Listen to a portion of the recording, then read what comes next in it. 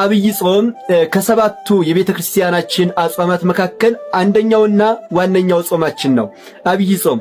ይህ ጾም እንግዲህ የተለያዩ ስሞች አሉት። አንድ አራቱን ስሞች ልንገራቸው እስከ ምክንያቶቹ ማለት ነው። እንግዲህ የመጀመሪያ አብይ ጾም ይባላል። አብይ ጾም ማለት ትርጉሙ ከፍ ያለ ወይንም ደግሞ ትልቅ ጾም ማለት ነው። ይህንንም ስም ያገኘበት ታላቁና ገናናው አምላካችን ኢየሱስ ክርስቶስ የጾመው ጾም በመሆኑ ትልቁ ጾም ወይንም አብይ ጾም ተብሏል ማለት ነው። እንደዚሁም ቅዱስ ዳዊት በመዝሙሩ አብይ እግዚአብሔር ወአብይ ኃይሉ፣ እግዚአብሔር ታላቅ ነው ኃይሉም ታላቅ ነው ይላል። ታዲያ አብይ የተባለ እግዚአብሔር የጾመው ጾም ስለሆነ አብይ ጾም የሚባል ስያሜን አግኝቷል ማለት ነው። ሁለተኛው ደግሞ የሁዳዴ ጾም ወይንም ጾመ ሁዳዴ ይባላል። ሁዳዴ ማለት ሰፊ ሜዳ እንደማለት ነው። ሰፊ ሜዳ ማለት ነው። እና ታዲያ ለምንድን ነው ጾመ ሁዳዴ የሁዳዴ ጾም የተባለው ሲባል ደግሞ ከቀናቱ ብዛት አንጻር የተሰጠው ስም ነው። እንደምታውቁት አብይ ጾም ወደ 55 ቀናት ያክል ብዛት አላቸው ቀኖቹ። ከዚህ አንጻር ታዲያ ትልቁ ጾም ከሌሎቹ አጽዋማት ትልቁ ስለሆነ ሁዳዴ ሰፊ የሚለውን ስም ወስዷል ማለት ነው።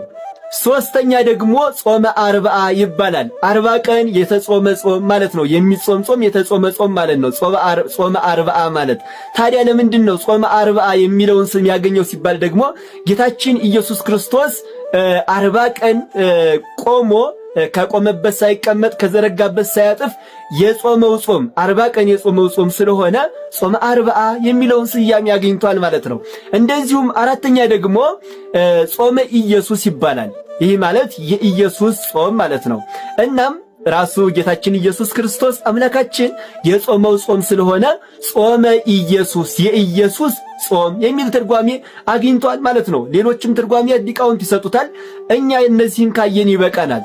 ታዲያ ይህ ጾመ ኢየሱስ ጾመ ሁዳዴ ወይንም ደግሞ አብይ ጾም የሚባለው በውስጡ ያሉት ሳምንታት የተለያዩ ስያሜዎች ሲኖራቸው ይህ አብይ ጾም ጌታችን ኢየሱስ ክርስቶስ በእደ ዮሐንስ በማየ ዮርዳኖስ ከተጠመቀ በኋላ ሳይውል ሳያድር ገዳመ ቆሮንቶስ ገብቶ ከቆመበት ሳይቀመጥ ከዘረጋበት ሳያጥፍ ቀጥ ብሎ ቆሞ 40 ቀን የጾመው ጾም ነው።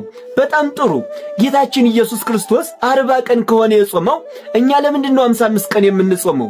ይህ የብዙዎቻችሁ ጥያቄ ነው። ይህን ጥያቄ በምታነሱበት ሰዓት ታዲያ የተለያዩ ሰዎች የተለያዩ ምክንያቶችን ይነግሯቸዋል። ለምሳሌ ከምክንያቶቹ መካከል አንደኛው ቅዳሜና እሁድ ስለማይቆጠሩ ነው የሚል ምክንያት ይሰጣቸዋል።